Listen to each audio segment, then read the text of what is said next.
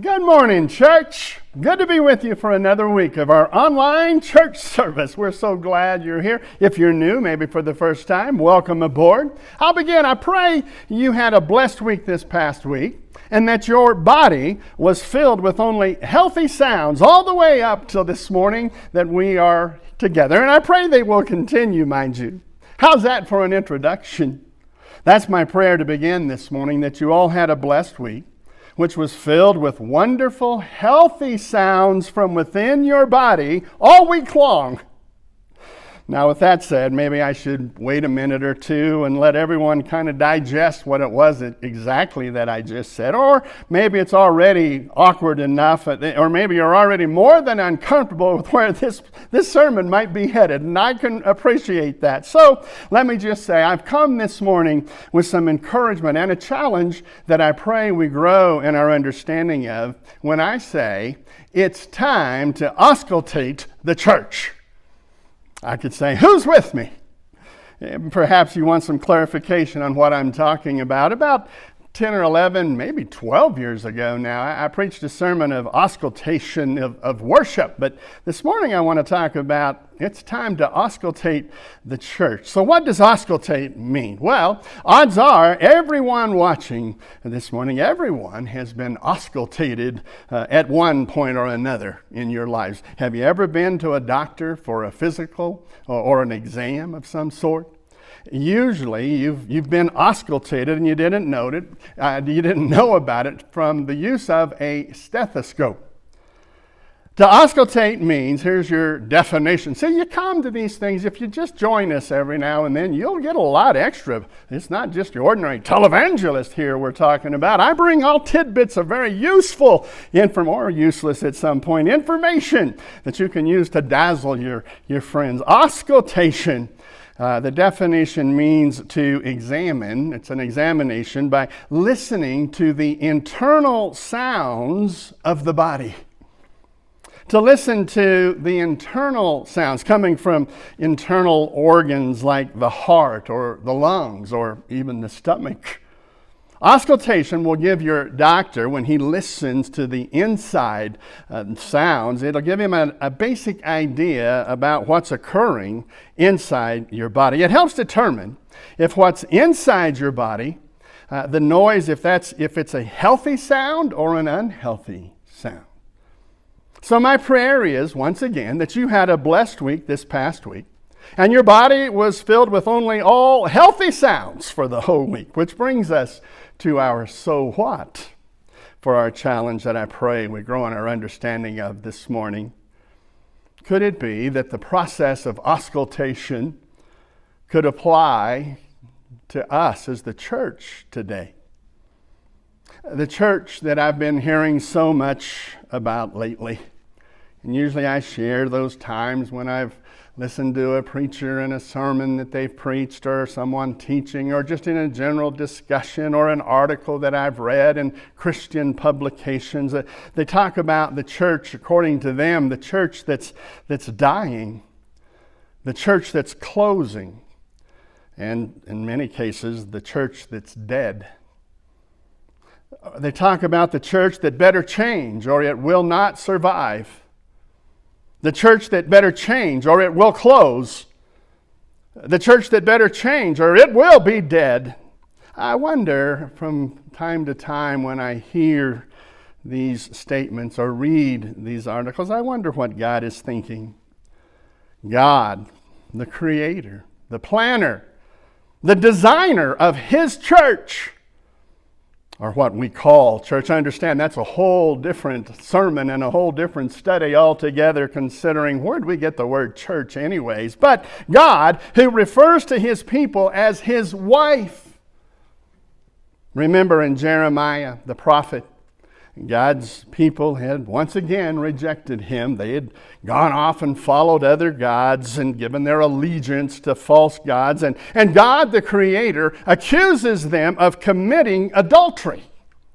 Now, think about it. Adultery. That is the sin committed between a husband and a wife. And so God is accusing his people of committing adultery. Well, that's why Jeremiah, God will have the prophet tell his people, listen, you have sinned, you've committed adultery. But if you'll repent, if you'll turn, if you'll come back to me, I'll accept you. I'll forgive you because I love you.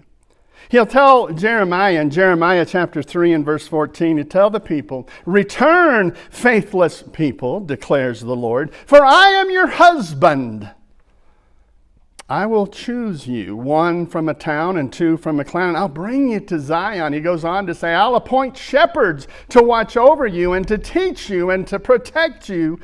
Just trust in me. Return to me. God, the Creator who sent His one and only Son to be a sacrifice for all people so that they could be a part of His church. And for that church to become the bride, the wife of Jesus. What does God tell us about husbands and wives through the Apostle Paul in Ephesians chapter 5? How should wives and husbands love one another? He says, well, wives, submit to your husband as to the Lord. Husbands, love your wives. And listen, God's going to use the example of Jesus and His bride, the church, to teach husbands and wives how they're to love one another. What's it say? Christ loves the church and gave Himself up for her. And then Ephesians 5:26, why did He do that? He did that to make her holy, cleansing her by the washing with water through the Word, and to present her to Himself as a radiant church, without stain or wrinkle or any other blemish, but holy and blameless. The church. The church that's built upon the rock, where the gates of hell will not overcome it. That church.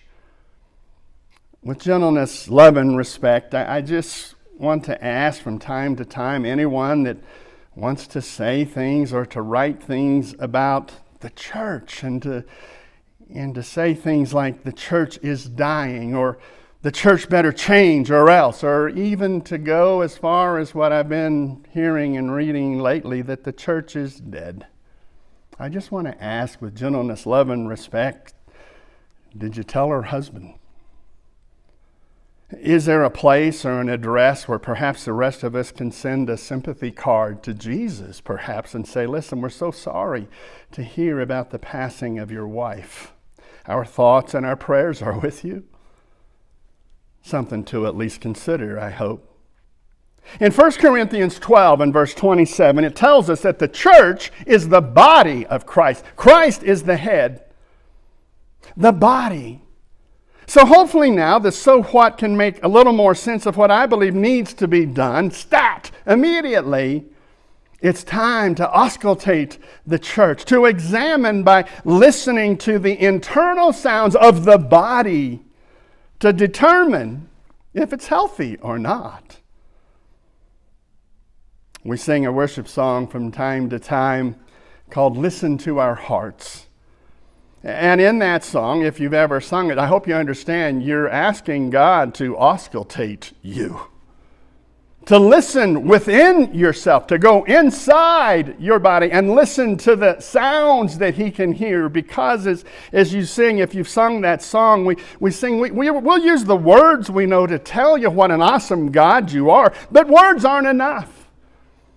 Words can't cut it to tell you of how much we love you. So we ask through that song, Lord, Lord, please listen to what's inside. Listen to our hearts. Listen to that part. Auscultate us. So I've come this morning with some encouragement and a challenge to consider what God might hear when He does, in fact, auscultate His church. When He examines the body by listening to the internal sounds.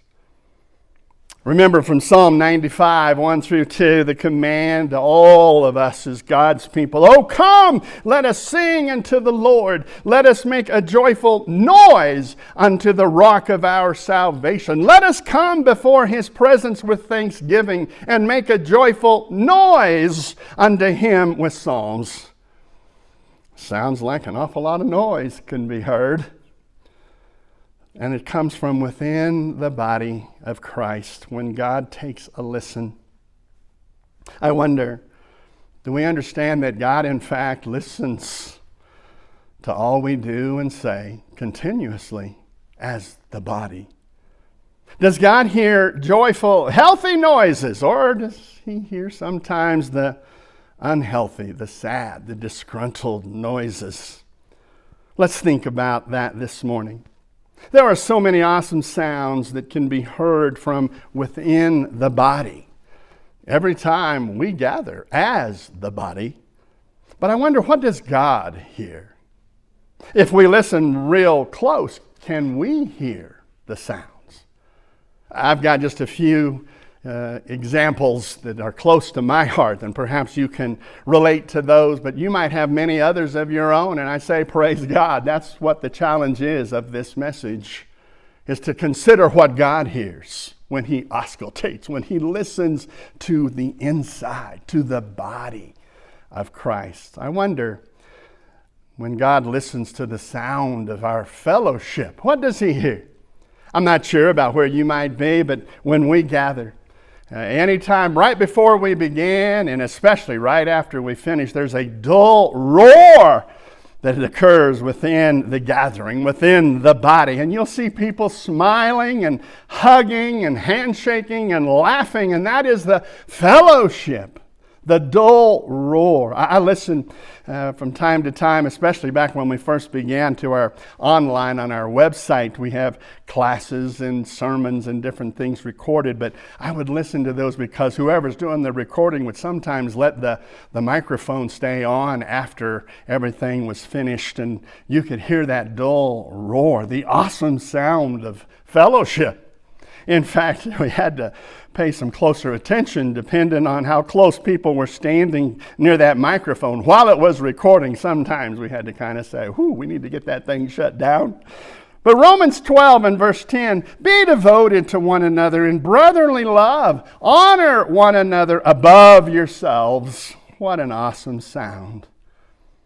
I pray for that sound to continue. And if where you are, you've experienced that, I pray it will continue. And that you'll look for opportunities to increase that sound. What does God hear when he listens to our fellowship? The sweet, sweet fellowship. Another area that's comes to my attention from my heart is just listen, what God does when he listens to the sound of praise from within our body. When God listens to the body as we sing praises, what does he hear? We sing, listen to our hearts. You understand? It's not about whether we sing on key or off key or we're trying to find a key. It doesn't matter. Cut to the chase on this one. Whenever you come and lift your voice to God in praise, he knows what kind of praise it's going to be before you open your lips. He knows what's in your heart. He knows if what is being lifted will be soothing and pleasing to him, as that aroma, kind of like Noah when they came off the ark and offered that first sacrifice, that it was a soothing aroma to the Lord. And God knows before you open your mouths what kind of a praise you'll lift to him, whether it'll be soothing and pleasing or detestable and sickening. But imagine that. When I think of what we lift in the awesome sound of praise, and for us here at the Tri-Lakes Church of Christ and in general the churches of Christ, we sing a cappella. And sometimes to the dismay of so many, well, we're missing so much. If you would just add this to your praise or add this to your praise, it would sound better. And I always have to ask, sound better to who? It's not about us. We're lifting everything from our hearts to God.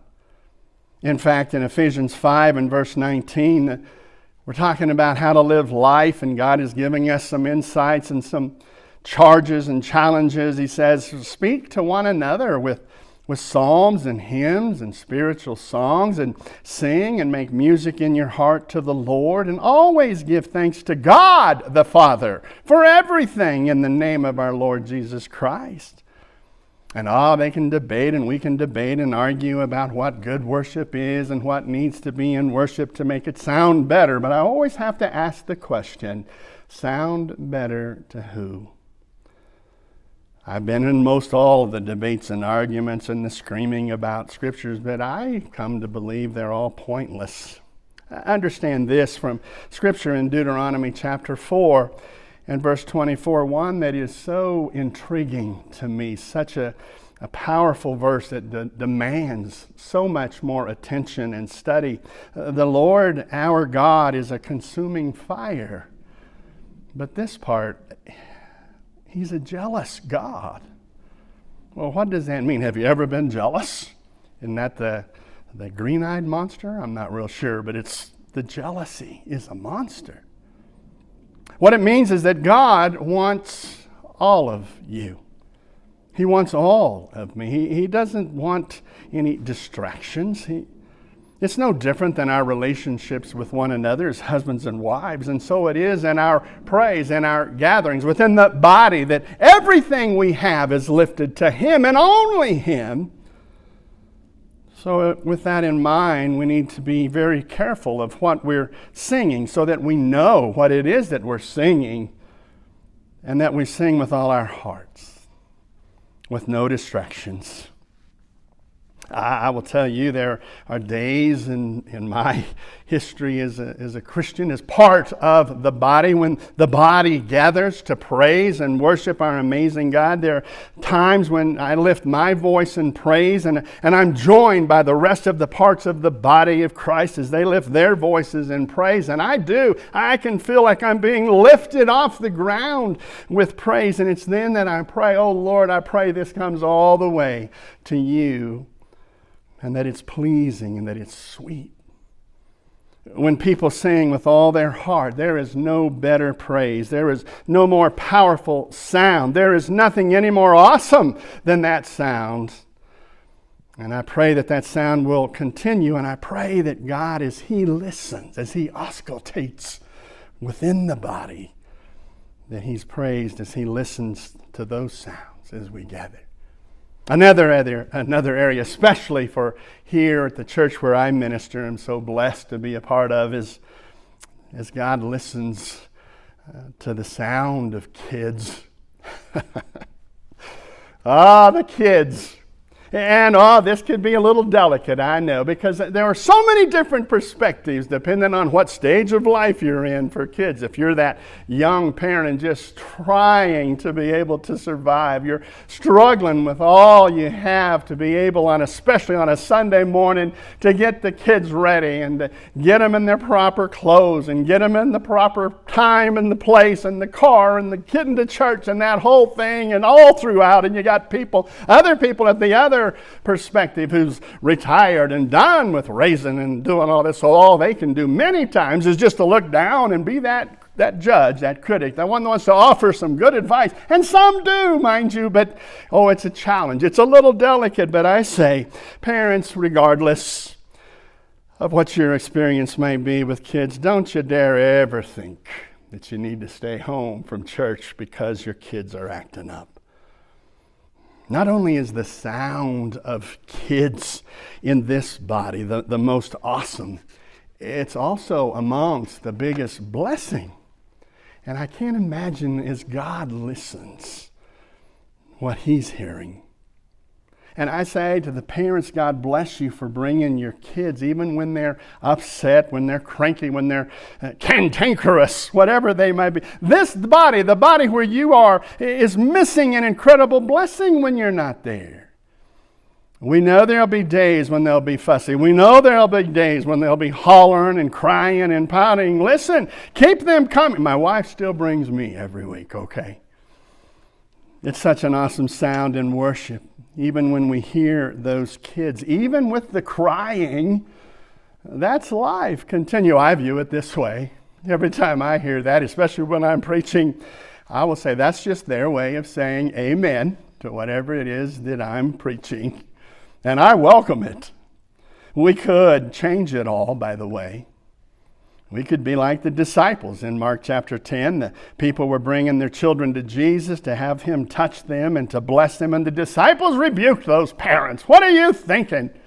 And Jesus says, knock it off. That's my translation. Knock it off. Let them come to me. The kingdom of heaven belongs to such as these.